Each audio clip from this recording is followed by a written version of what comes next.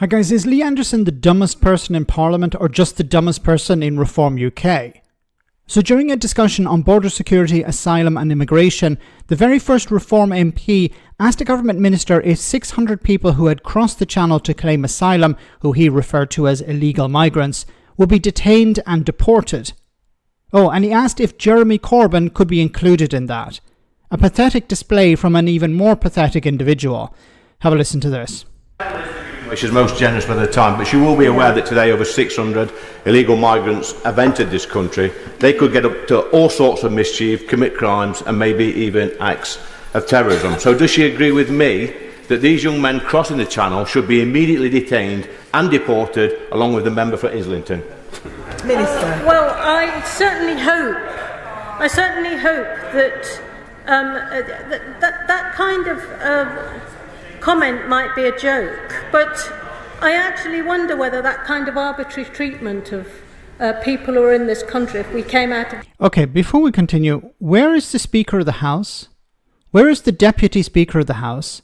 Why haven't they called out Lee Anderson here? Why haven't they stopped the discussions and said, Lee Anderson, what the hell are you doing? You know, if you're not wearing your tie correctly, if you're wearing jeans or something like that, you'd be thrown out of the chamber. And here is Lee Anderson wasting time,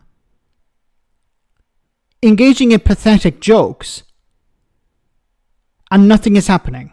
The ECHR, as he wants, would become the norm for reform. We are a law-abiding government. The Right Honourable Member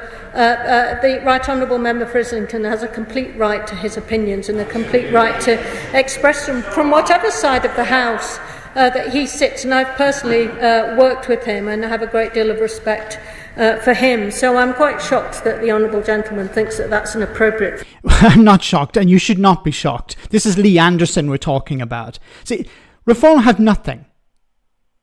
When they're in Parliament, they realise that they're a small party, they have very little voice, so what they do is engage in grandstanding, disruptions. We saw it recently when, not that long ago, when Rupert Lowe couldn't remember the names of his own party.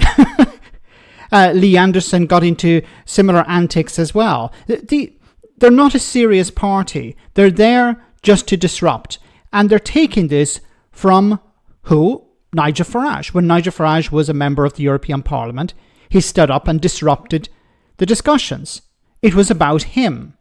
And Lee Anderson sees, okay, this is boring. We're not getting any headway. This is actually a government who appear to be taking our policies and implementing them, which is going to make it very difficult for us. Not that I agree with these policies, but it's going to make it difficult for Reform if the government is implementing their policies, undermining Reform, because then what have Reform left to offer the public? If the Labour government are acting tough on immigration, which I don't agree with once again, what can Reform offer anyone who isn't far right?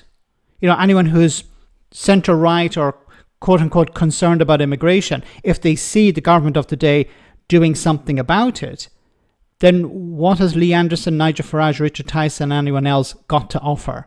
Pretty much nothing. So they have to rant and rave, they have to disrupt the discussions in order to remain relevant, or as close to relevant as possible. Once again, this guy shouldn't be anywhere near a chamber. I honestly don't know why people voted for him. What did they expect him to do apart from disrupt? Let me know in the comment section, guys, what you think. As always, your comments are greatly appreciated. Thanks a lot.